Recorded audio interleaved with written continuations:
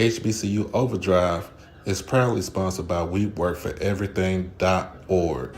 At WeWorkForEverything.org, this is for those who are trying to build for a dream with their latest hoodies, t-shirts, long sleeve shirts, and accessories and more. You can have it all here at a reasonable price. Black owned and operated out of the great state of New York. Like I said, get suited and booted. Check it out at WeWorkForEverything.org. Peace.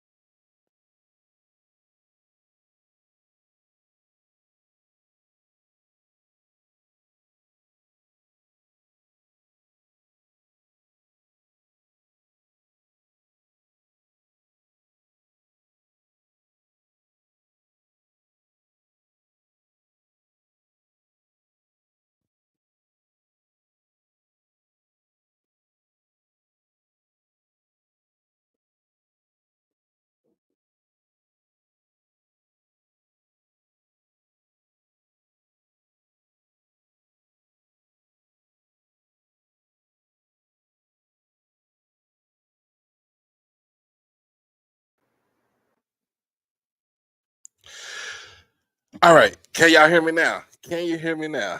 We good? We good? Give me a thumbs up if we good.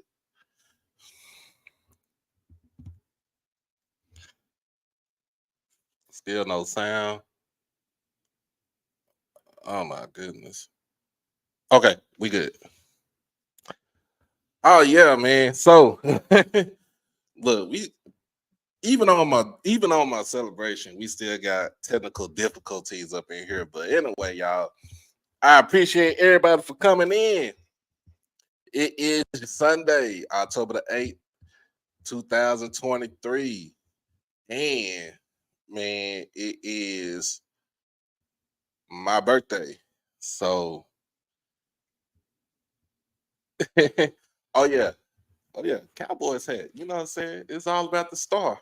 It's all about the star, Quay. Yeah. But anyway, yeah, we make sure everybody here it is. Yeah, as y'all see, look, it's not HBCU tonight. It is a player celebration. It's a birthday today. It is my birthday. It is also my best friend's birthday. We are a year apart. She turned 43 today. I am 44. Shout out to my best friend of 20 years, Jamie. You know what I'm saying? You like my little sister. I love you. You are my baby girl's godmother. And I appreciate you being in my life. I know a lot of people is at church. I know a lot of people is getting ready to watch football right now. I just got back in from Lolo's chicken and waffles. And I'm gonna just let y'all know is if you ever come to Dallas and you go by Grapevine, go to Lolo's. You'll enjoy it. You will enjoy it. In fact, I'll give you a sample of what they got. Give you a sample of what they got. They got the waffles right here. Got some good waffles right there.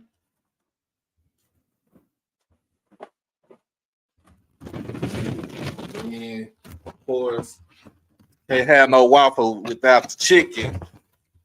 Without the chicken. if you ever in Dallas,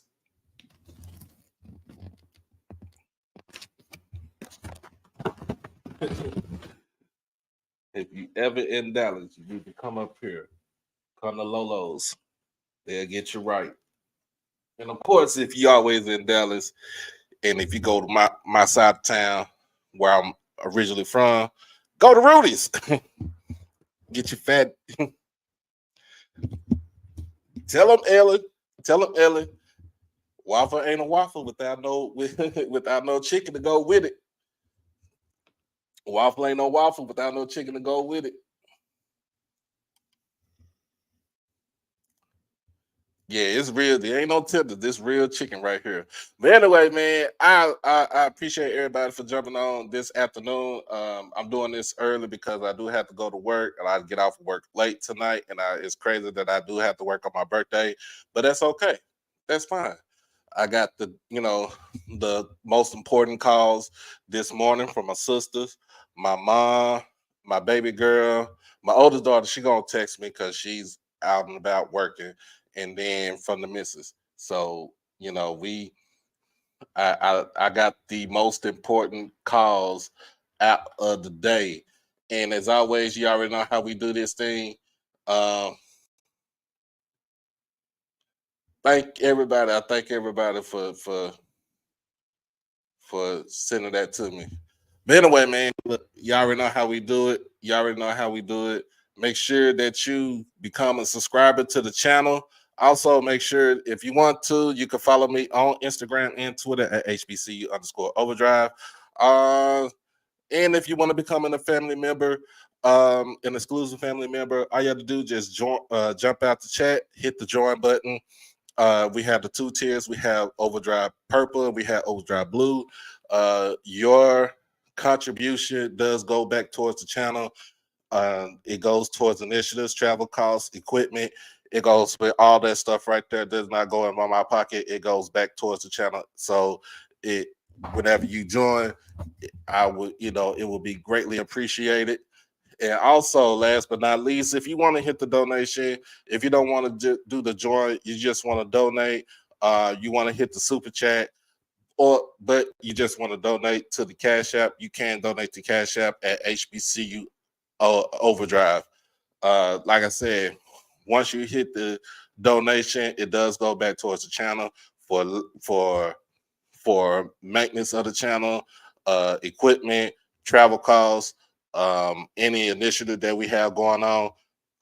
Basically, your money goes to something that's good right there.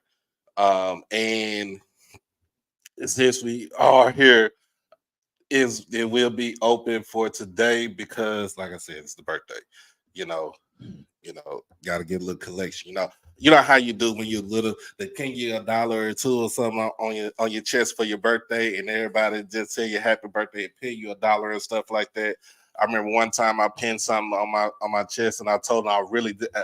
I think it was my 34th birthday, and I was making it as a joke, but I'm like, yeah, I just turned 21 again for the 13th year in a row. But that was a long time ago. We're gonna get into that. We're gonna get into that about the games. In fact, we're gonna cover the games right right now. We are gonna cover those games right now.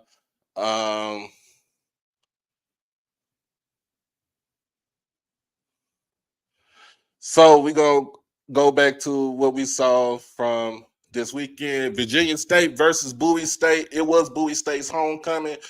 Shout out to Bowie for the humane gesture of letting Morgan State come celebrate their homecoming with them, since Morgan's homecoming was canceled from the senseless violence that had happened on the campus on excuse me, on, I think it was it Wednesday or it was Thursday. I think it was Thursday. But Virginia State comes into this game at 5-0. Henry Frazier had his boys rolling, and they leave out of Bowie, Maryland, with a 44-14 victory over the Bowie State Bulldogs. Man, it's a lot of things that were going on. There's a lot of things that are going on.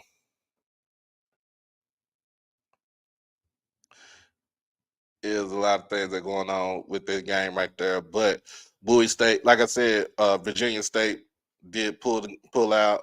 Um, Started out fast, strong defense, running the game. You know, they do have a running game that cannot be messed with. And there was no like with Bowie, they were no match. Bowie was no match for Virginia State. They were no match for Virginia State. So now Virginia State sits at 6-0. 6-0 in the CIAA North. And with this loss, that falls with this loss, Bowie's records falls to 3-3. Um, I would say it. I want to say it's trying times at Bowie State, but because this is Kyle Jackson's first year, I mean second year as the head coach, he's going to have some sort of growing pains going with this game, going with this team. But once he gets the team molded into his own image, I think they will be a force to be reckoned with in the CIAA. Now let's see who we got next on the list. Next on the list, Clark Atlanta against Allen. Like I said, this game was in South Carolina. Looking for the score, y'all. I'm sorry about that.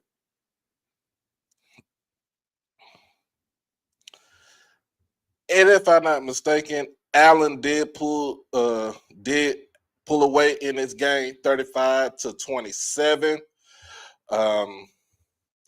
Allen has one of the best quarterbacks in all HBCU football in David Wright, and he showed everybody that he is the real deal.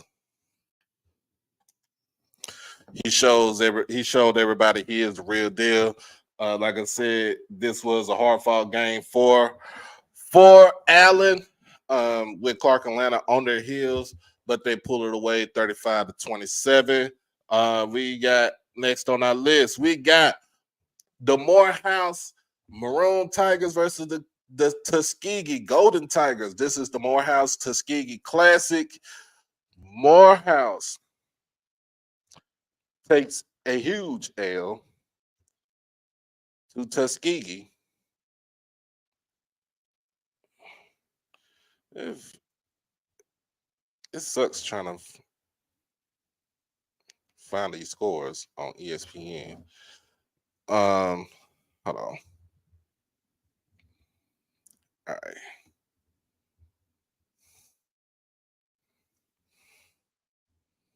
Go to the NCAA app.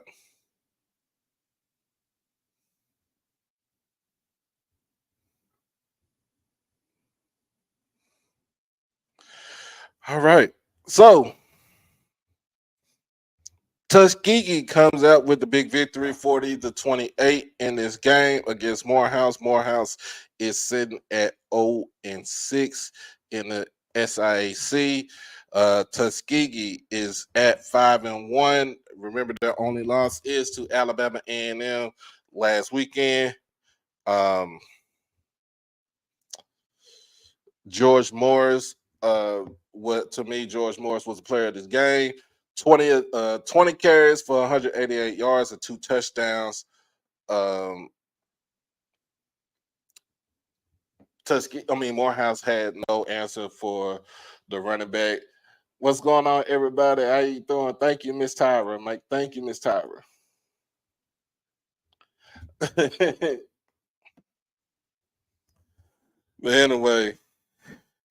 anyway, let's see who we got next on the list. Next on the list is Benedict versus Miles. This game was on HBCU Go. It was the early morning. It was the early day game for the SIAC. And at the time I was watching this game, Benedict was pretty much going on all cylinders. They was on all go, all gas, no brakes. They had a 21-3 lead, and then Miles somehow makes a push to come back in this game to get this game tied. To get this game tied with a couple of minutes left, and then Benedict pulls it out with a field goal at the end. Benedict sits at 6-0 in the SIAC South. Miles coming in has their record at 4-2. I'm gonna be real honest with you. For the SIAC, it's pretty much gonna be a rematch. To me, it's gonna be a rematch between not Miles, but Tuskegee and Benedict in the SIAC championship. But we got to see what Fort Valley says about that. Also, we'll see what Albany State says about that. With Miles gonna have to come with it. You also got teams that's coming up as Edward Waters, which they won their game yesterday against. They won their game yesterday against Lane College. Like I said, Albany State blanks out Central State yesterday, 48-0. Fort Valley with a good victory against Savannah State, 38-24. Kentucky State going all the way up to Michigan to play Grand Valley State. They go away, get destroyed by the Lakers, 65-7. And again, like I said, Tuskegee with the big victory over Morehouse. In the SIAC.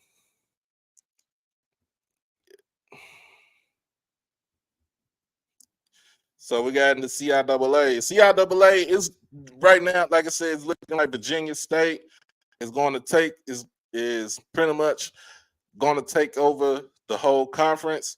They took the reins from Bowie State yesterday. Lincoln, Pennsylvania, with a hard-fought victory over Bluefield State, 52-44. Shaw comes up with the big victory over Johnson C. Smith, 21-10. And I think that was Shaw's homecoming. Also, you got Fayetteville State with a defensive battle against St. Augustine, 7-0.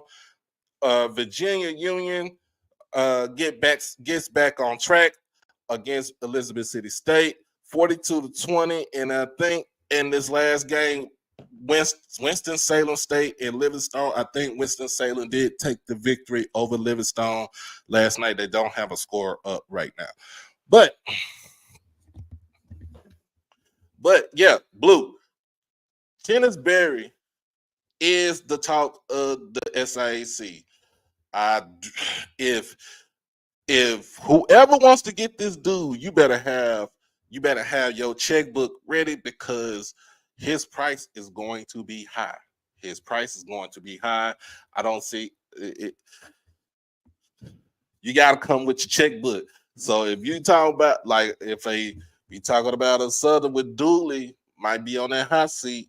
You talking about South Carolina State with Coach Buddy Pugh going out, bowing out gracefully at the end of the season. You better have your checkbooks ready for this game, for that man right there. Not gonna get too much of any SWAC MEAC scores, but I will say this. For Howard University to go up to Evanston, Illinois, and almost come away with a victory over Northwestern and keep up with them guys, that says a lot about Howard and their program and how Coach Scott is getting that program going. Eden James is my MEAC player of my MEAC player of the week. He did come out with 177 yards on 21 carries against Northwestern. I'm gonna just be weird with you. If you watch the tape of him, he looks like his daddy. He's stunning like his daddy. Stunning like his daddy, y'all, man. I'm just gonna be real with you. I'm gonna be real with you. I'm gonna be upfront with y'all. Y'all know what I'm saying? We family right here. So let's go ahead and get into that. Go ahead and get to some SWAC play. Get into that SWAC play. Sorry, y'all. All right, all right, all right, all right. We got Alabama State took on Bethune-Cookman. I think this was Alabama State's homecoming also. Uh Alabama State with the 1914 victory in this game. I'm trying to figure out what is E-Rob doing as far as shuffling in the QBs. I just have to be real with you. Damon Stewart is your QB. It ain't Demetrius Davis. Damon Stewart is your QB. Let's keep it a buck. Let's keep it 100. D Davis ain't good in this offense. He ain't good for this team. I'm thinking that he'll be gone after this season because I'm gonna be real honest with you. Damon Stewart is going to be the quarterback to finish off the rest of the season, and he'll be the quarterback for the future. But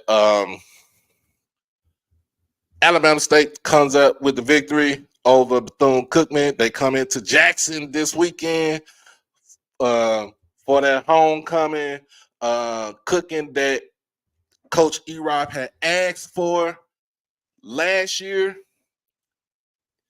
And you know what I'm saying? If you effed around, you about to find out what's about to happen to you.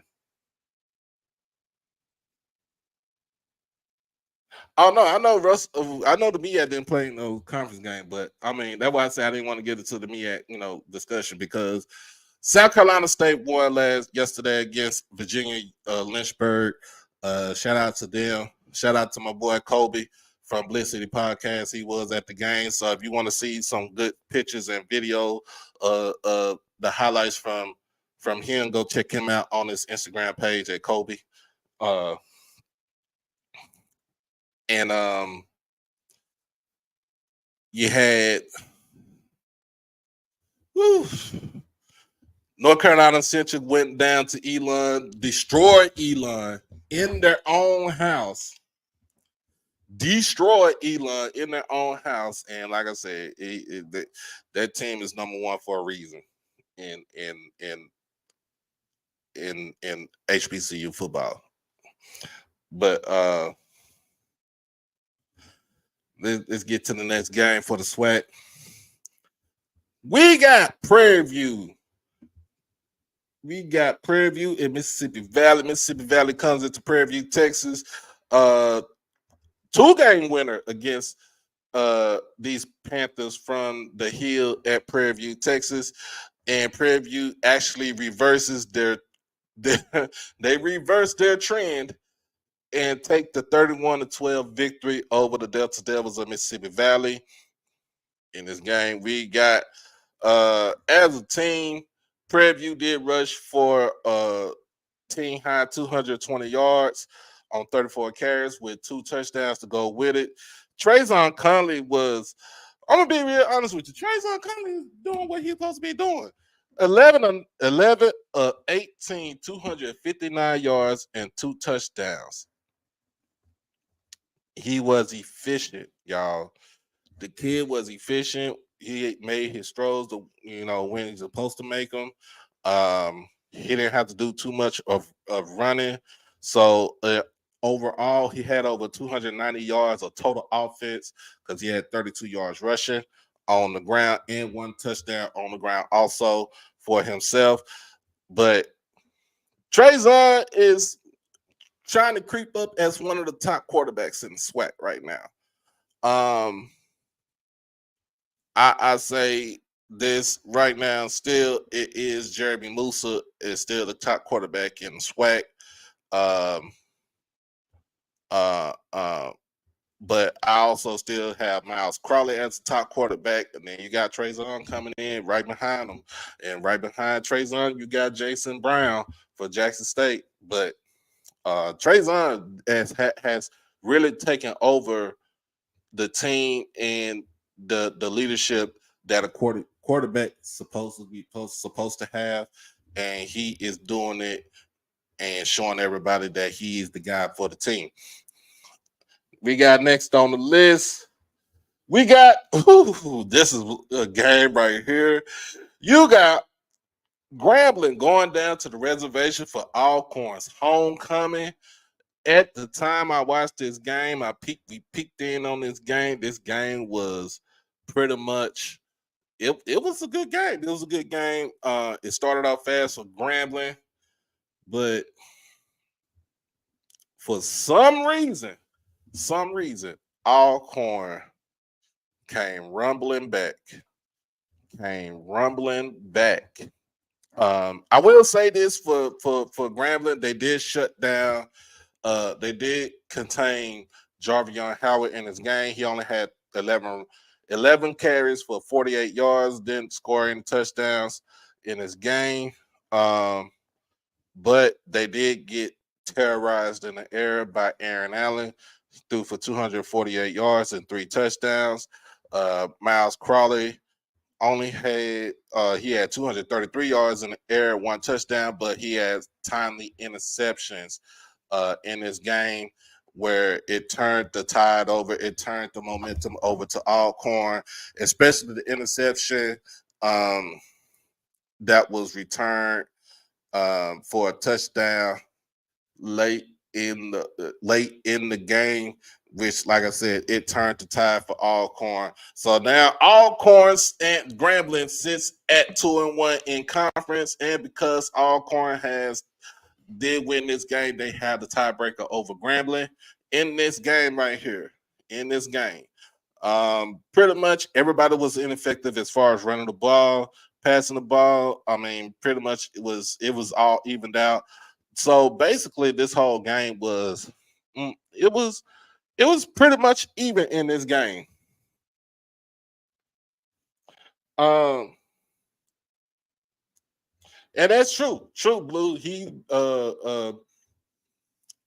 Aaron Allen has been putting in work. He's been putting in his work as far as being an efficient and effective QB, putting up 250 yards in 3 straight games. One of the games, I know he had over 300 yards in one of those games, and he has Alcorn basically looking good. Like I said, he was the QB at first, and I really didn't see what I saw in Tyler Macon. So I don't know what everybody saw in that game in that kid right there, but I'm not trying to slight the kid, but I didn't see a lot of things in this kid that says that he is going to be the starter for the team. Now, next on our list, man, this is one of the games of the week. We got FAMU that went down to Baton Rouge to play Southern University, and I'm fighting Eric Dooley's. And I'm gonna be real honest with y'all. Dooley did up as always. Thank you, Miss Mary. Thank you.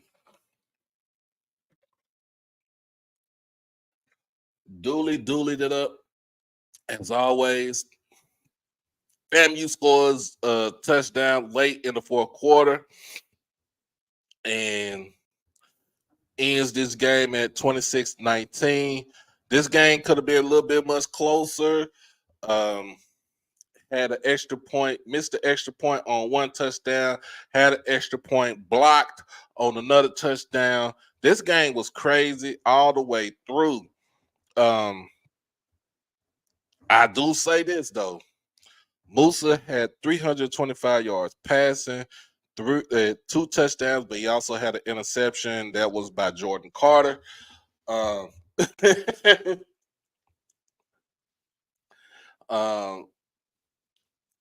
gonna be real honest with you. A lot of people have their reasons why. they feel like the offense starts off slow.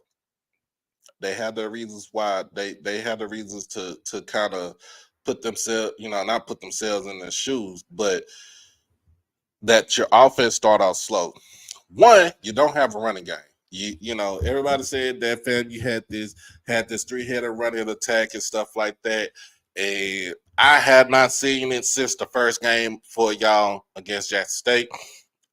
But each game that you played, you have regressed as far as running the ball. You put the ball in the hands of Musa so many times. You put too much pressure on Musa to where he has to do a lot. He has to throw a lot, and it does not look good on him. To me, I feel like this with Musa. You have it. I would call give Musa the Dak effect. The reason why I say that, Dak is effective when he throws the ball 25 to 30 times a game. He's really effective if you keep his attempts to at least to 25. If you get to 30, it's still good because that means that you're taking command of the clock, you're running the ball. If it's over 35, 40, 50 times a game, then that means that you abandon your run game and you leave all hope and prayer in the hands of Jeremy Musa. I'm just being real honest with you. You gotta develop the running game. Kenny wrote, he did have an interception. Jordan Carter caught the interception in the second quarter. He had an interception. I watched the game. I was at work putting up stuff, and I was still watching the game. He had an interception in the second quarter. It was right before halftime.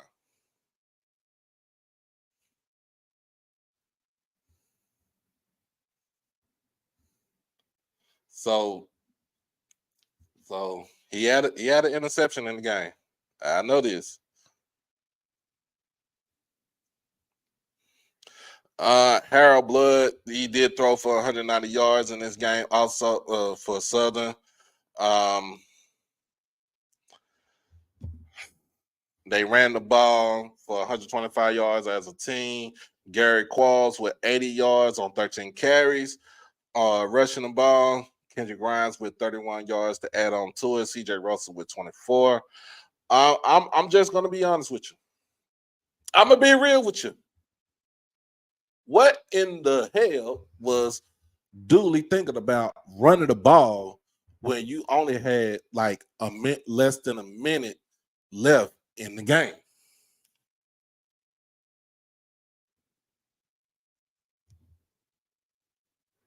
Okay, well, Terrell Jennings. I still say, well, I'm gonna add it on to his. Doesn't matter to me. I'm trying to figure out what was Dooley's thinking running the ball when you only had a minute left in the game. You're down by a touchdown. Oh, Mr. Ford is up here. You're down by a touchdown. What is you thinking running the ball when you had not that much time on the clock? We don't know. We're gonna see what's up. We're gonna get some insight from the resident historian as soon as he come up.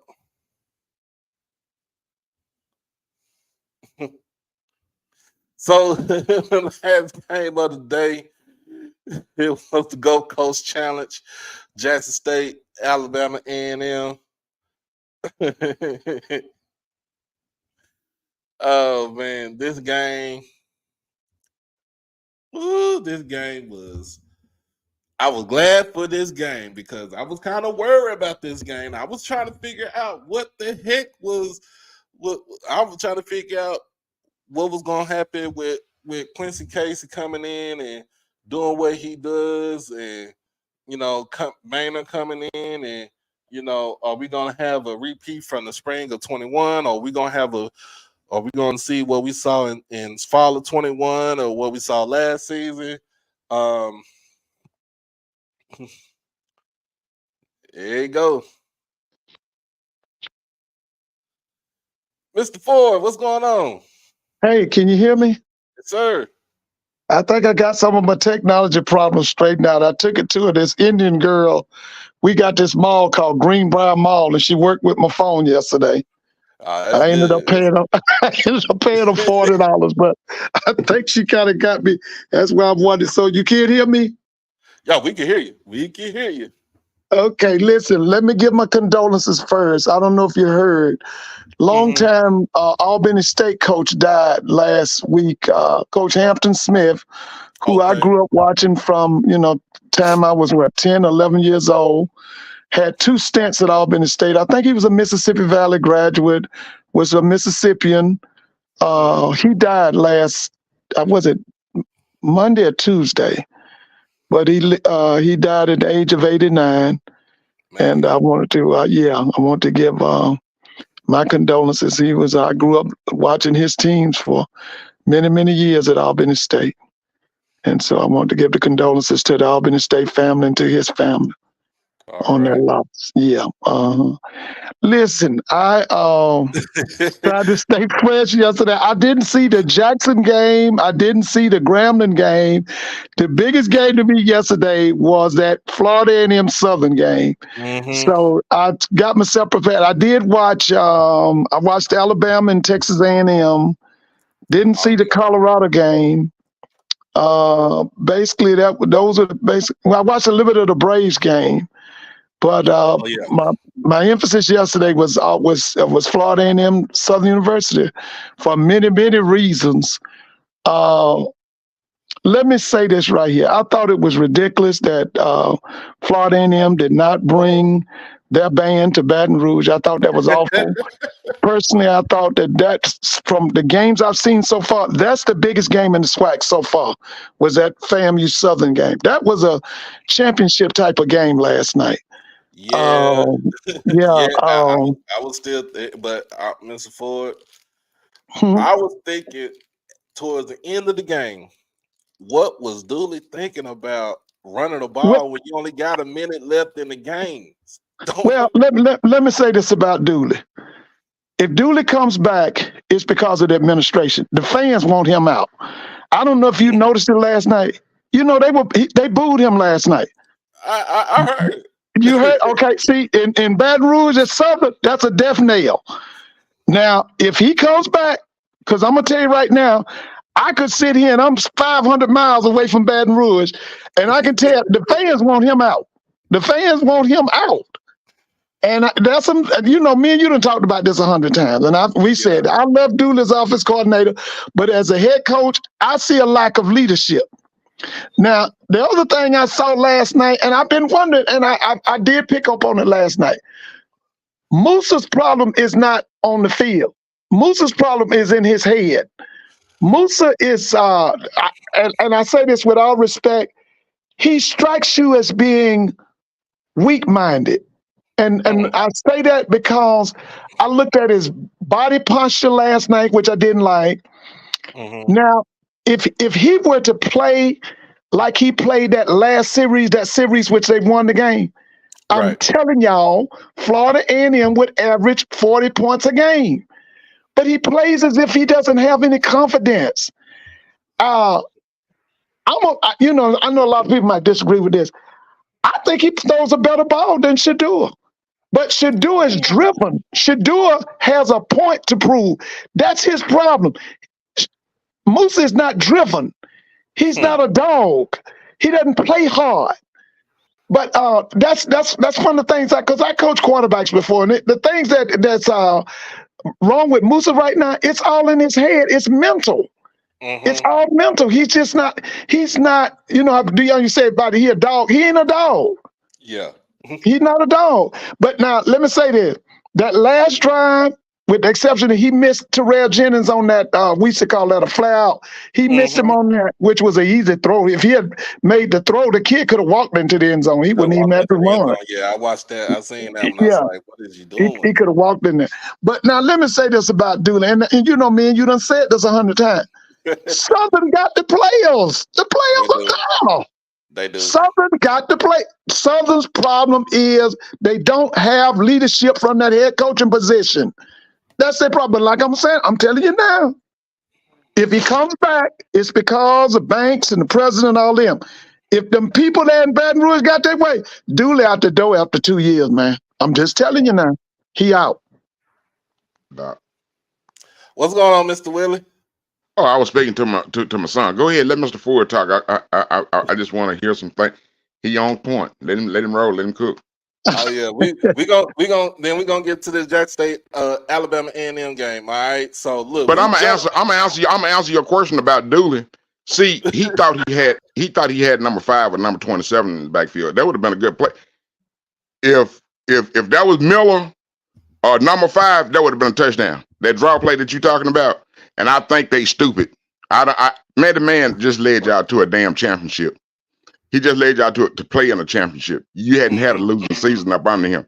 You're gonna do the same mess that Jackson State did, and you're gonna be searching for a coach. Better watch that shit. I'm sorry. You better watch it. You better watch yourself. I got some more questions to ask Mr. Ford, but I'm trying to get something set up. Well, we gonna get to the Jack State Alabama A&M. I'm gonna be honest with you. I watched the game. We jumped out. We jumped out the game 21-0. 21-0, Mr. Ford. First score we had Jacoby Morgan. He did like he was the Wildcat quarterback on the first touchdown for 3 yards. You know, you talking about a kid that's 6'4", 235, 40 pounds, and it's like nobody can't stop him. Then second touchdown was Ahmad Miller. He went up the middle for 38 yards. That boy right there, that kid is special. I'm just telling you, that kid is special. And our last touchdown again, Jacoby Morgan with the second. He came in with the second touchdown on a 1 yard run. So yeah, we had a good game plan, and then what with this game plan was we harassed Quincy Casey. We had a good defensively.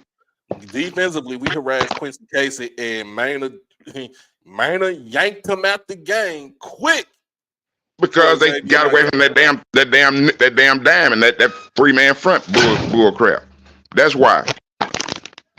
So So it was when I'm looking at it, I'm like, okay, so Quincy out the game. What's gonna happen? Next thing you know, they put Xavier Langford in the game, and that changes the whole dynamic because not only now you got to watch out for his arm, but you got to watch out for his legs because he can run. Right. This game, it still didn't matter, Mr. Ford. It still didn't matter because you ain't gonna stop that slant. Eventually, if they keep throwing that slant, that cornerback gonna learn how to jump that slant. But they don't need to get in that. They don't need to get in that dime defense no more. There ain't nobody throwing the ball like that. Go ahead. Nah, ain't nobody gonna throw the ball like that. Not in the next couple of games. This game could have got out of hand. It was supposed to get out of hand. Right. Cause we was up. I think we was up 35-7 at one point. And I give it up to Connor A&M. He made the quarterback change. They tried to come back. Game ended up being 45-30. Herb Mulligan had another 100 yards rushing in this game. That was a good thing right there. Jason Brown was efficient throwing the ball. Had 200 yards passing in this game. Couple of touchdowns. But I still say in this game, I had to see you got to stop forcing the ball to Rico. You got other playmakers out there. You got to do more rollouts in this game. With Jason Brown, he can be more successful in this, with this offense. Defense, defense played lights out in the first half. Second half, it's like they took a back seat. Okay. And that's something that we need to not do. That's something that the kids need to kind of put on their head. That you can't take your foot off the gas on defense. Right. We had right. Defense produced 3 interceptions, got a couple of sacks in this game, held A&M to 100 yards as a team running the ball, which is good. So we came out in this game. A lot of people said, and it's a lot of people that's complaining. A lot of people is complaining right now, talking about they need to better play calling and stuff like that. But if you really I can't wait. If you really look at it, we put 45 points ain't no way on to the look board. at it. It ain't no way to look at it. I'm going to tell you what's going on, Mr. Ford. Now, because, okay, in order for us to get to that level that we was playing when that other guy was here, right, it ain't going to just be no one person. Me, my son want to sit in with She Loves Thee, where he can analyze and show and try to educate the people on the game from the quarterback and all the positions point of view. But maybe that we'll do that. But this is what I'm saying. And this is what he was saying. If you had Hugh Jackson, you had Willie Simmons, and you had TC on the same team, getting just in any particular team in the SWAC and the MEAC, you would have that coaching. You would have that coaching that you need. Just like Mr. Ford was saying, I don't know why you won't run 2 or 3 quarterbacks, because see, this is the problem that Jackson State is having. They might run 5 plays with a spread offense. Then they'll go to an RPO. Jason Brown is not an RPO quarterback. It's not going to work. It might be a few plays that's in that repertoire that would suit him. But what he's rolling out for when he's the pocket passer. You see what I'm saying? So the best way to do that, in my opinion, I'm a baseball guy, but in my opinion, the best way to do that is you script the plays. You do the first 13 plays, Jason Brown, and make sure they're spread offense plays, the plays that he run. Then you bring in Zai, or you bring in the other quarterback, number 15, look good, man. That joker look good, upsize and everything. Or let them play quarters.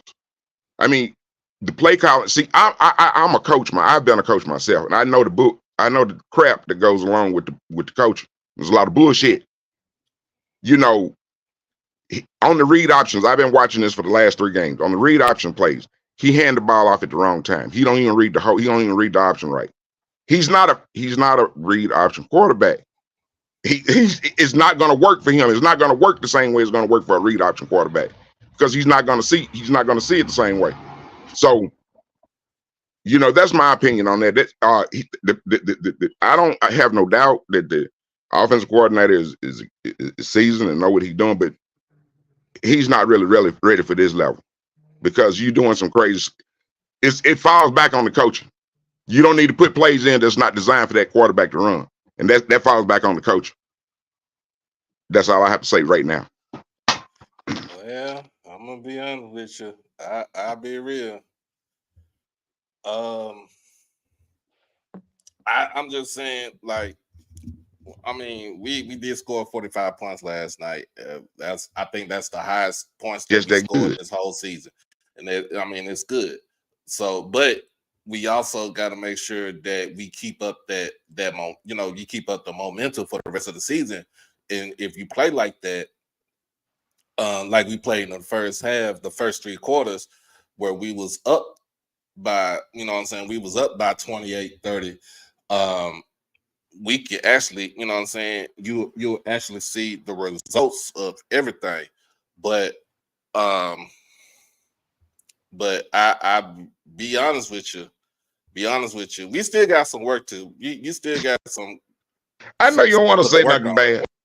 I don't know. We still got stuff. I'm telling the truth. I mean, we still got stuff to work on. And so, to me, it's all gonna happen. It's all gonna be what's going on happen next year.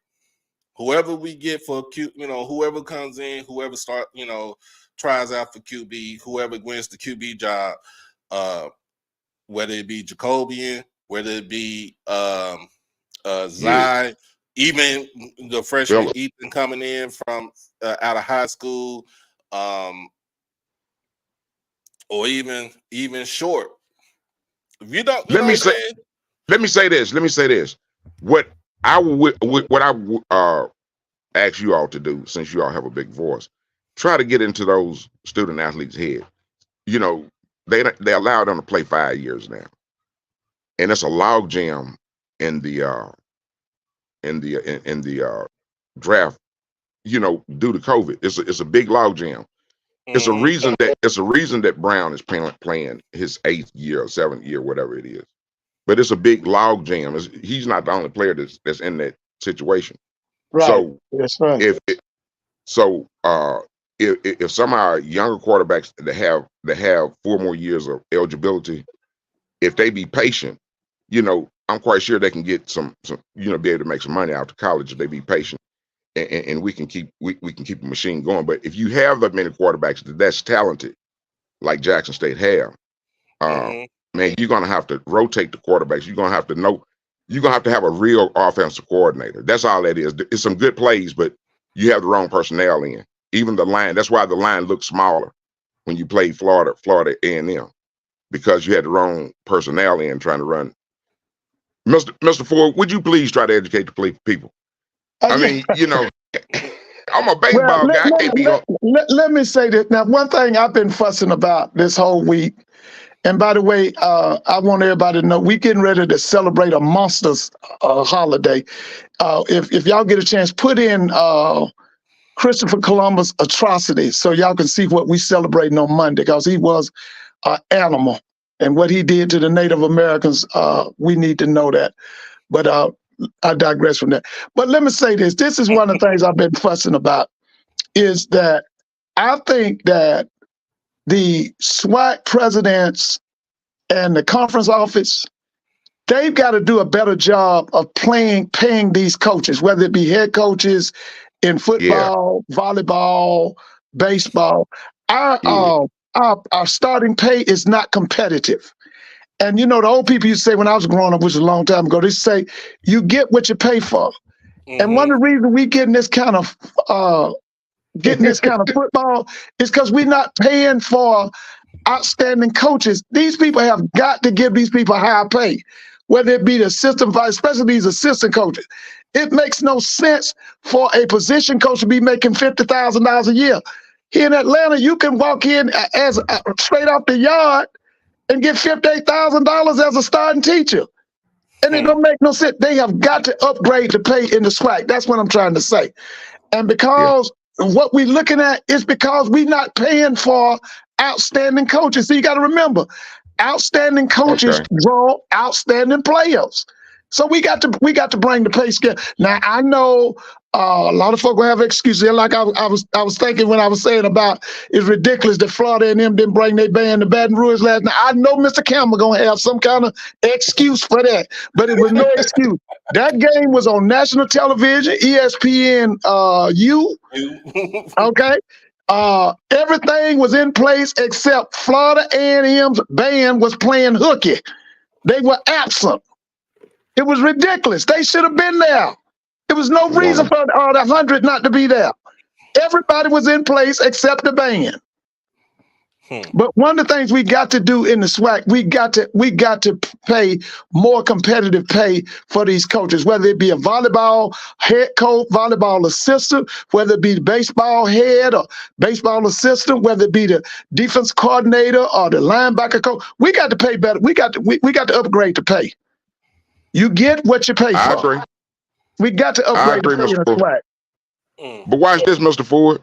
Now, you go all over the state. I want to say this about Jackson State before I forget. You can, believe it or not, if they recruited the city, started in the city and recruited the city, really recruited the city, they'll have everything they need. And that's not even going out to Madison and Rankin County. But they don't recruit the city. But this is another thing. This is why I started out to say. You have high school kids. You know, you have high school kids can kick 30, 40, and 50-yard field goals, kick the ball 100 yards. They can't go to Mississippi State and Ole Miss because they ain't smart enough. They can't make that 23, but they can probably make that 16. You have some big old boys on the line, look like Hall. They can't go to Mississippi State, can't go to Ole Miss. They can't get those grades, but they can go to Jackson State and get that money. You know, we got to start thinking a different way too.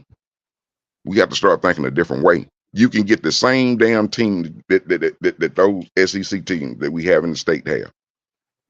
You can get the same thing if you stay in, if you really recruit it. And people, we need to address that. Okay, so when you get these guys, when you get these kickers, these 4 and these 3-star players, you still got to recruit them up. You still got to coach them up.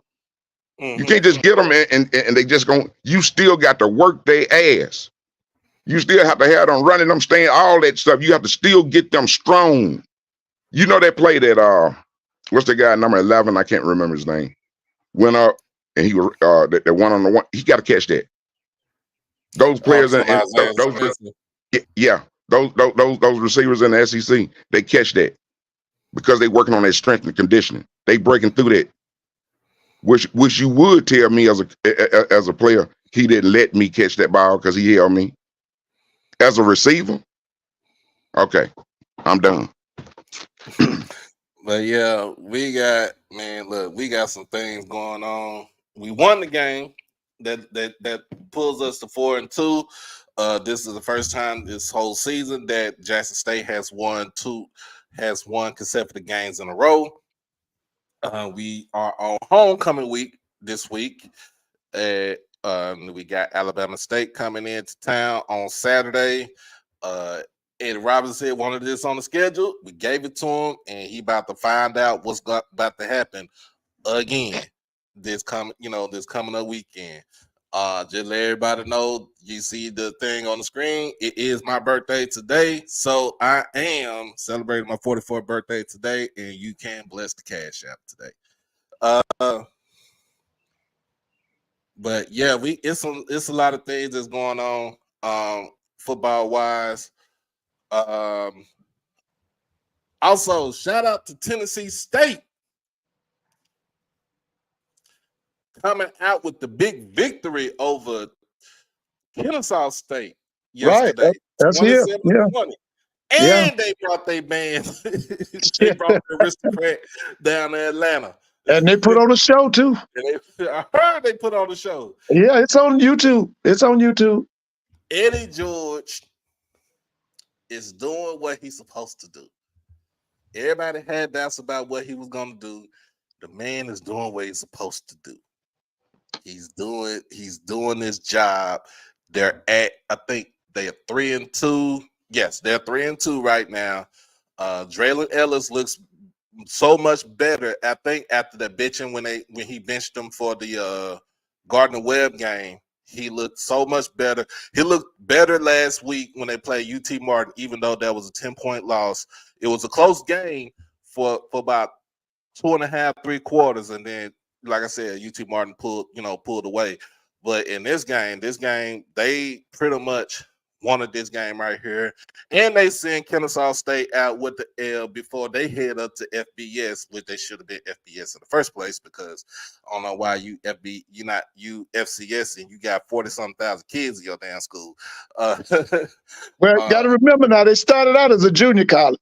Right. Kennesaw was a junior college. They went from, I think, junior college Division II, then they went to 1AA.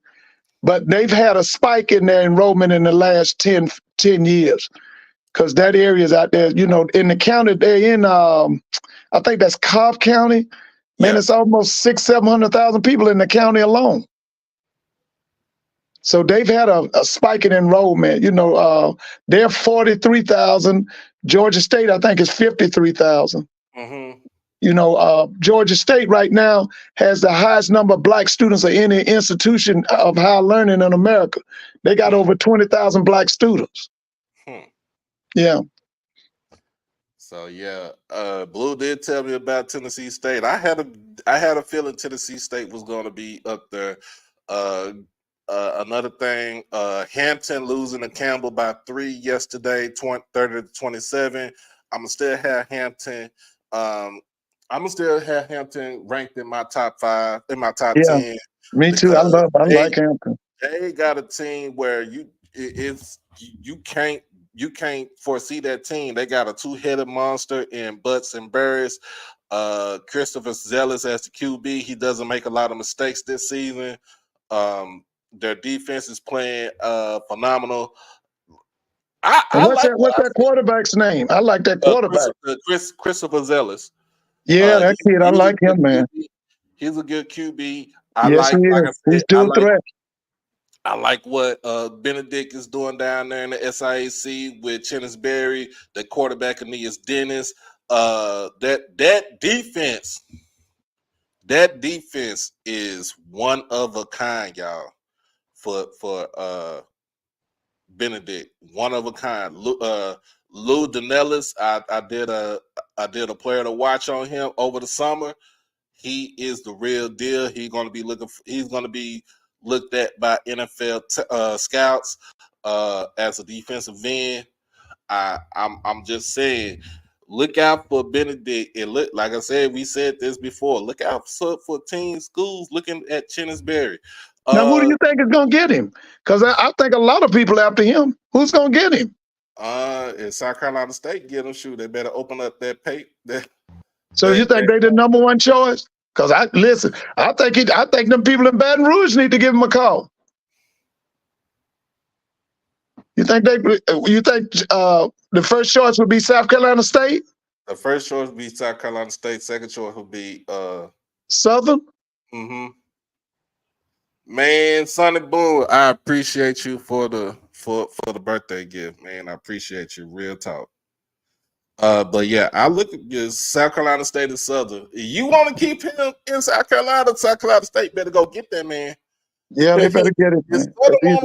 If Southern want to win again, they better go get that dude. Because I'm looking at this. Dawson Odom's not going nowhere because he's getting this team back to the winning ways. Right. You got a lot of coaches in this, in the SWAC and the MEAC that going to be on the hot seat. I'm not gonna put Hugh Jackson on a hot seat because he got the team the way he wants his team to be. What we saw yesterday was crazy because both teams got good defenses. Quarterbacks played outstanding. Wait. You saying Grambling got a good defense? Grambling has a good defense. What I saw last week at the State Fair Classic, Mr. Ford, they got a good defense. I like the secondary. I still think it's some things need to be straightened out up on the front. On that front seven. They getting it straight out on the front, but I like their defense. I love their defense. I'm gonna be honest with you. I will say this also. Dooley's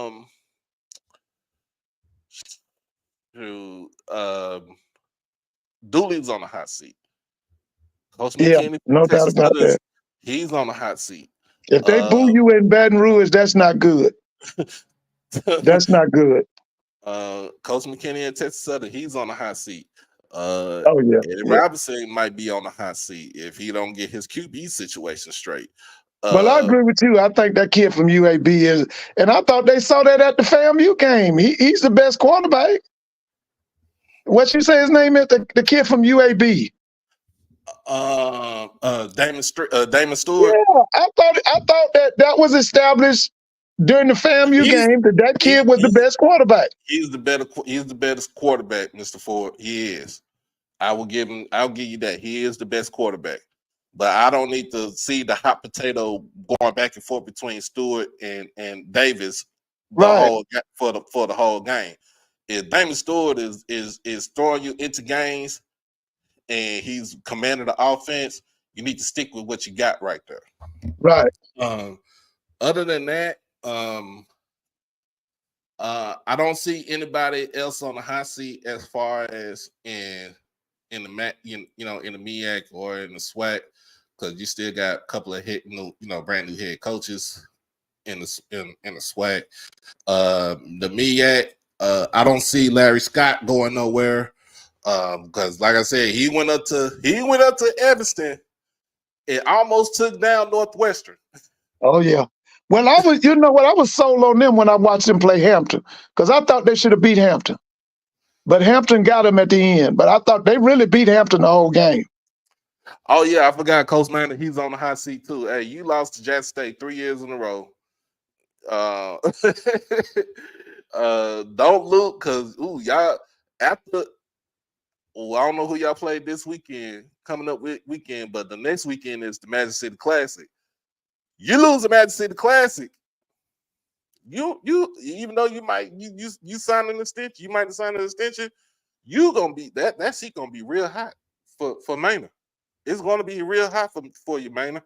So I don't know. I don't know, but also,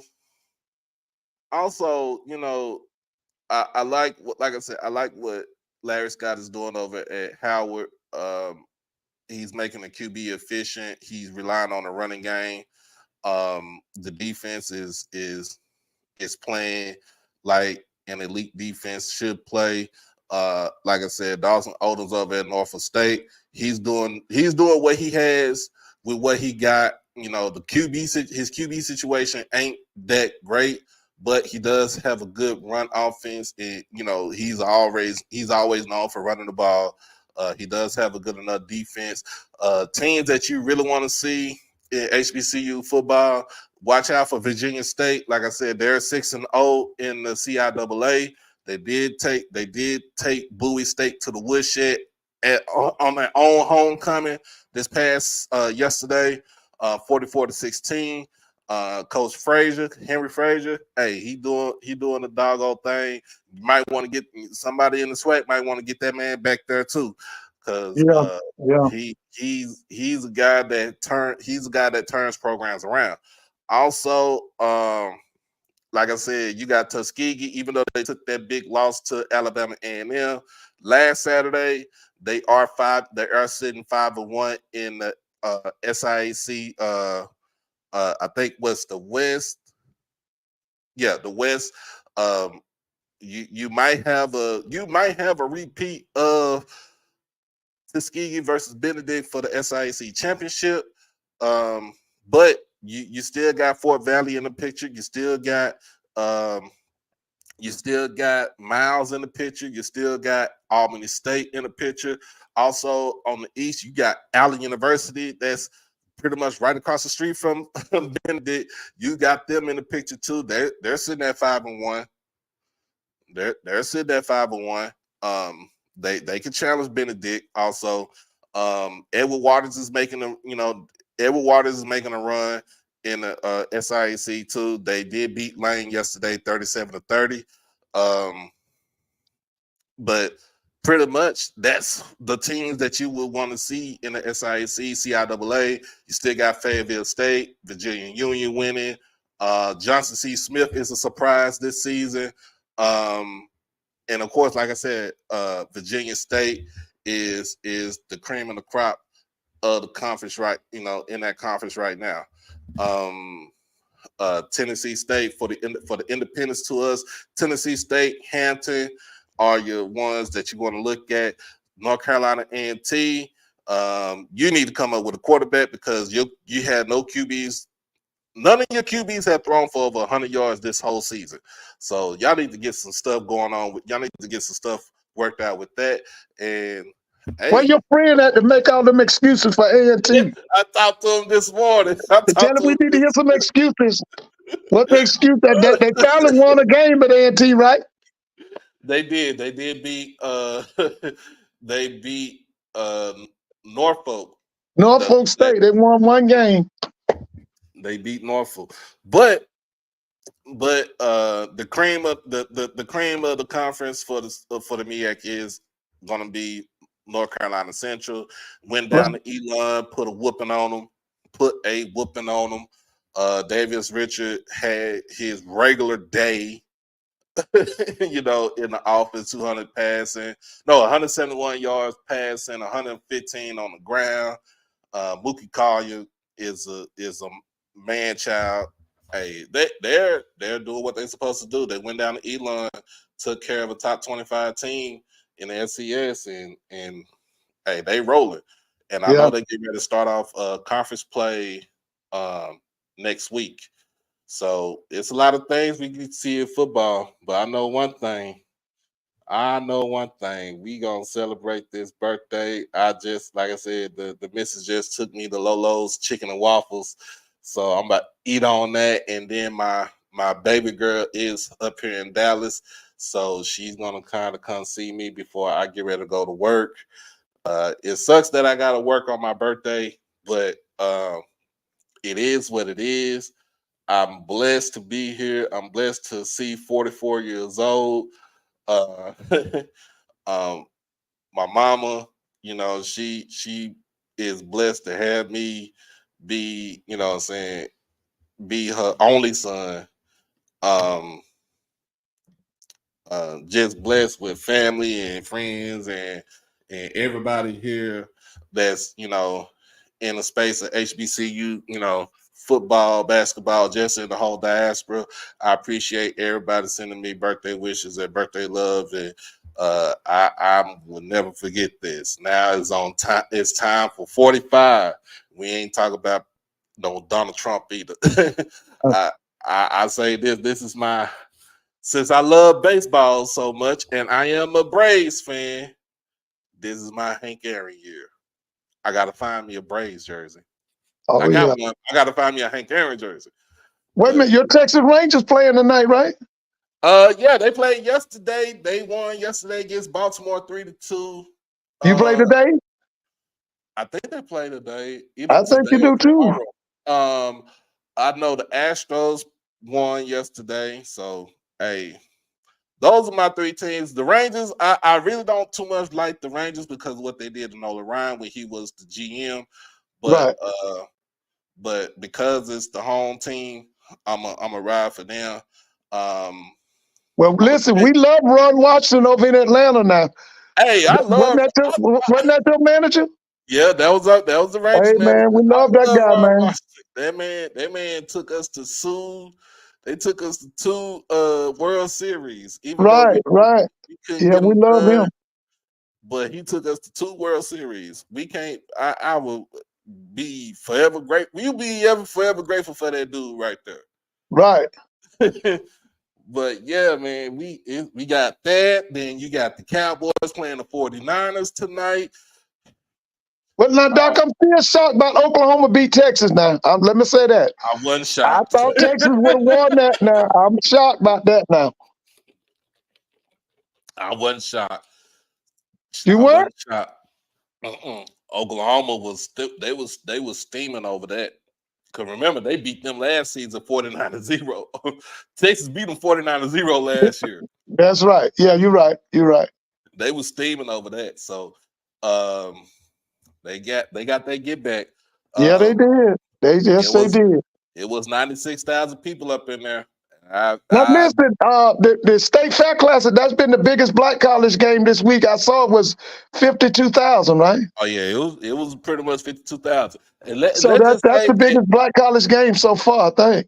and Mr. Ford, that was just the lower bowl right there.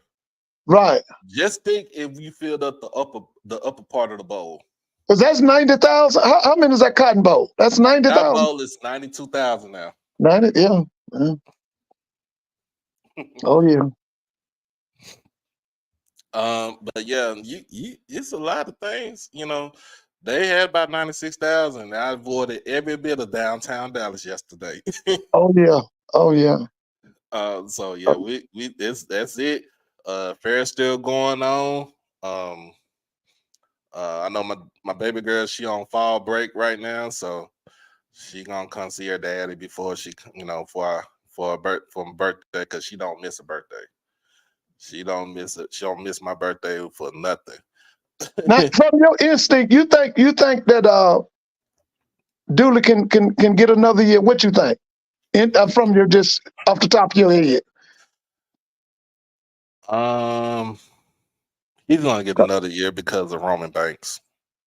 Okay, cause let me say this here. Right now, at the top of my head, I think the people gonna get him. like I said, I know Banks and them is in his corner. But see, let me tell you something. When they start booing you in Baton Rouge, that's not good. I think the people gonna get him fired.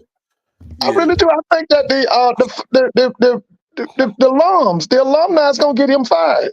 Yeah.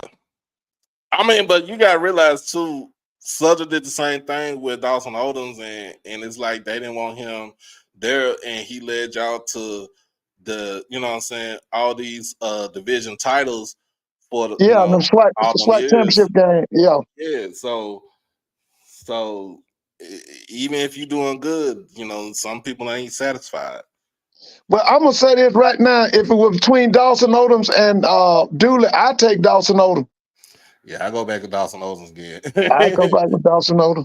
What's going on, Picard? What's happening? What's going on, man? How you doing? Happy birthday. Thank you, man.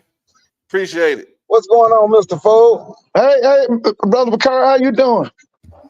I'm doing good. Hey, look, I'm late, so I know I done already missed y'all talking about Jackson State, huh? Yeah, we talked about Jackson. What you I've got to already say? missed. I didn't get a chance to see the game, so I'm just listening. I'm gonna have to What go I got back to and pull say, it up. the referees took all the energy out the game. I think, Yeah. man, they just started throwing flag after flag. They made the game boring. Jackson State defense took their foot off their neck, but I think that had something to do with the referees. Oh my goodness, the refereeing was horrible. Man, that's the worst crew of referees. Like, God, what are they doing? It's like they thinking people pay to come watch them throw a flag. In that second half, when A&M started trying to come back, just go look and see how many flags were thrown, especially against Jackson State in that time when they was trying to make a comeback. So Jackson had 9 penalties for 66 yards, and A&M had 8 penalties for 65. So it's pretty much even. But they did start throwing, like, it was a clean game. It was pretty much a clean game in the first half, and then the second half it started getting chippy because of the simple fact that Jackson had that, you know, they had a big lead, and they didn't is you know, they got A&M got in their feelings, and pretty much I know one of the players did it was one player did get ejected from the game yesterday, so that was something that we need to look at too. And I heard people beating up on Jason Brown, and that second half line was falling apart. Now I can say this: Jason Brown, my opinion, don't handle pressure well at all. But he can throw. I give him that. But he need all day. But he can throw if he got all day, and he do better if pressure coming when he roll out.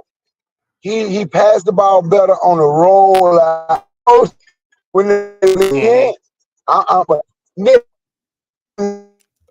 you're getting cooked over there. Yeah. You're getting cooked over there, Picard.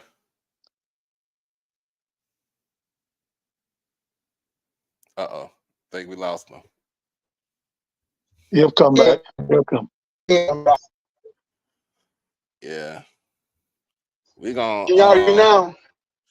We can hear you a little bit better now. Yeah, I hear the dead area. I'm driving. I thought I heard okay. You went under some okay. Did you run under some trees or something? Yeah, only dead area I was gonna hit on this route, but I guess I didn't. Oh yeah. Before I hit the link. But yeah, but all in.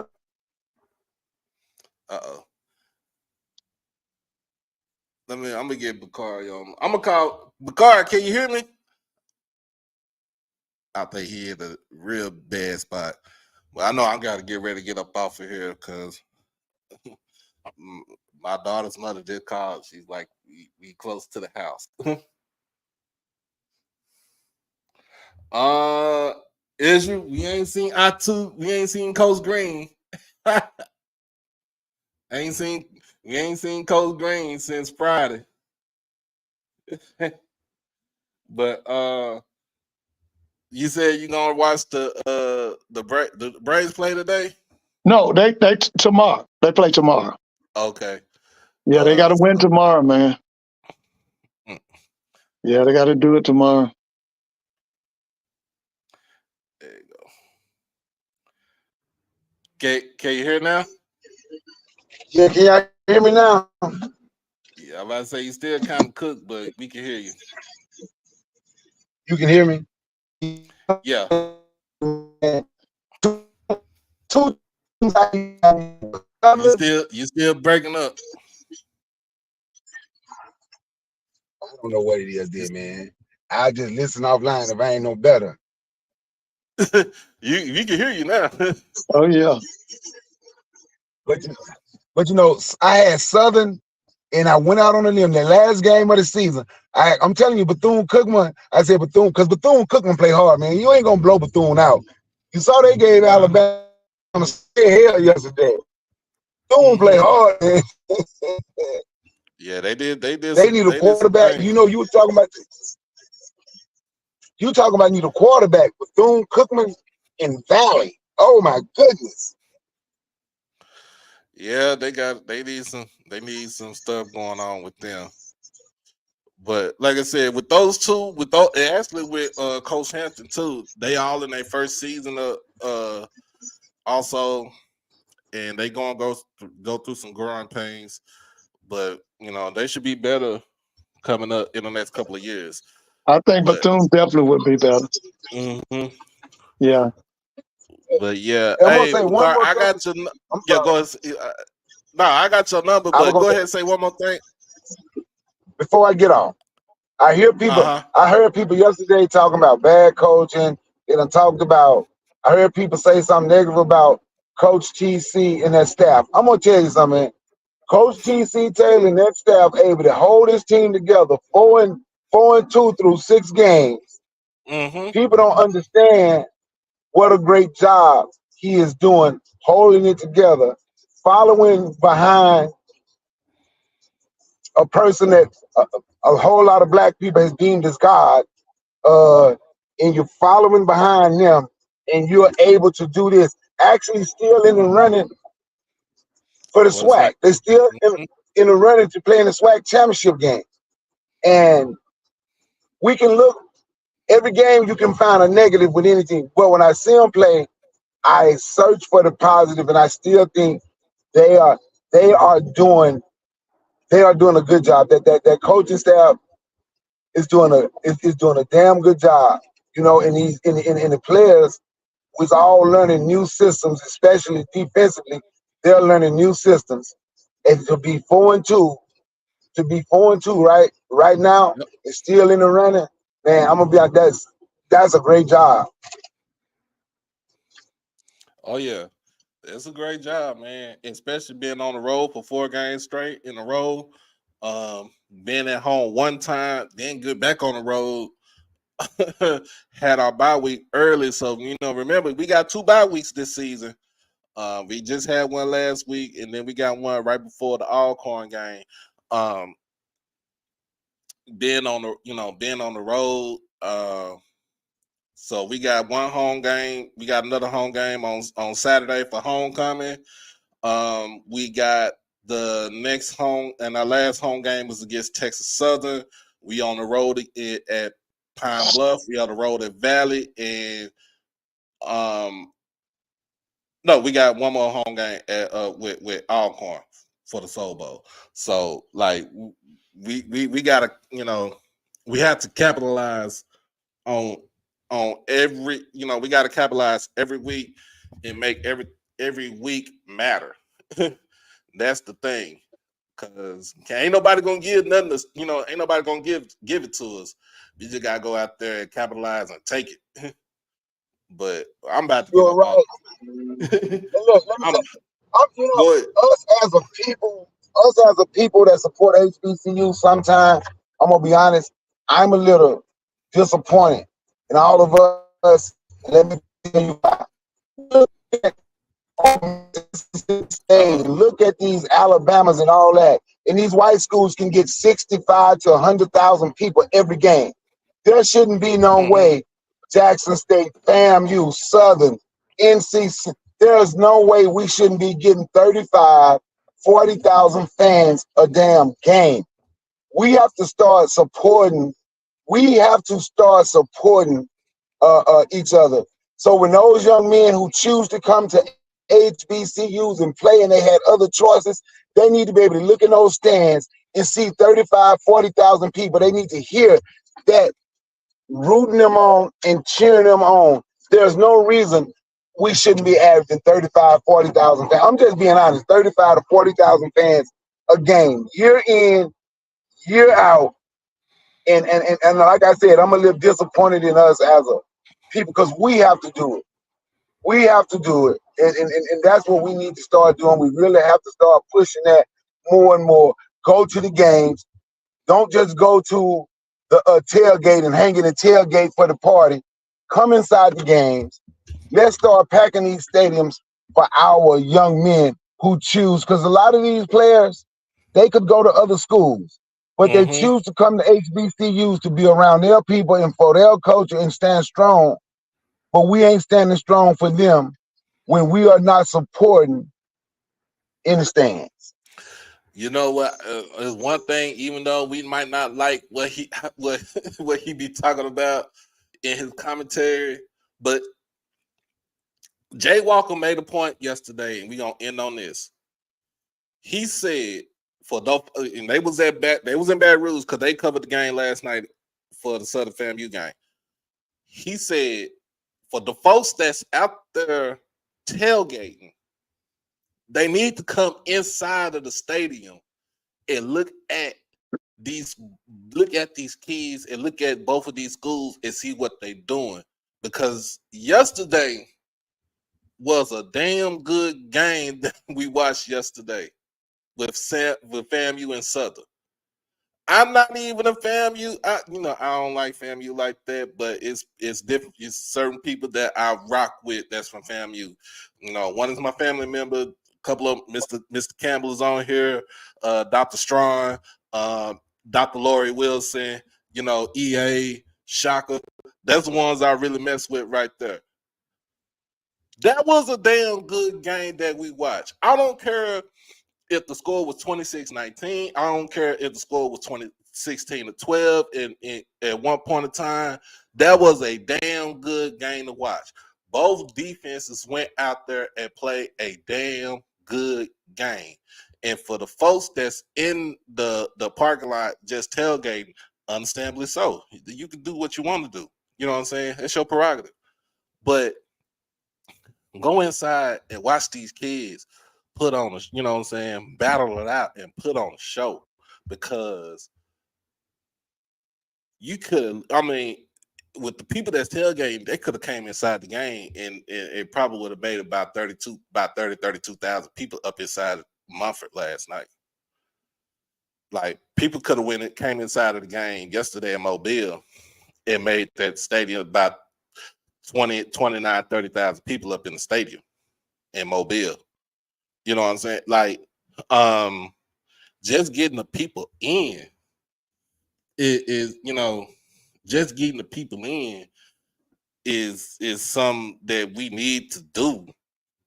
And I understand with the tailgate and stuff. Yeah, tailgate, we could tailgate all you want to, but getting them into the game and watching some good quality football is the best thing that these kids can have, and we could draw these kids to come to our institutions because that's what they want to see. What I saw last week when Central played Campbell last week, and even though their stadium, Central Stadium, only seats 10,000, it was probably at least 11,000 in that stadium. And that stadium was rocking. It didn't matter if you was from Campbell or Central. The stadium, the atmosphere in that stadium last weekend was rocking. So that's something that we just, something you put on your brain right there. But we gonna end this. We gonna end this stuff going. We gonna end this stream right here because I gotta get ready for work and I gotta eat my food and see where my child is. But I appreciate everybody that came on, Brother Bakari, Uncle Willie, Mr. Ford. I appreciate y'all for coming on and give me your 2 cents. And we gonna finish this off. Like I said, my 44th I appreciate everybody for hitting me up today and sending me, giving me birthday wishes, birthday love. Like I said, I appreciate everything that everybody does, and what y'all contribute to this channel. And make sure that you make sure y'all share this with everybody, because without having people like y'all to share it with the folks, we can't get this channel to grow. And I'm doing this on a Sunday afternoon, which I really don't do anything on Sunday. I be trying to rest. I know I'll be at work. I get off at midnight, but I'm gonna have the Cowboys in my ear tonight because we gotta do some things against these 49ers. I already got my brother-in-law. He talking a whole bunch of noise. You know what I'm saying? He a 49ers fan, so we just got to go out there and humble them. But I got you, man. I got you. I'm always pick against FAMU. I'm going to be a hater. But it's still much love to FAMU because they're part of the diaspora. This is HBCU OverDrive. As always, like I said, it's a player's birthday.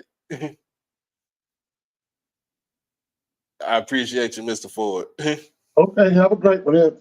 All right.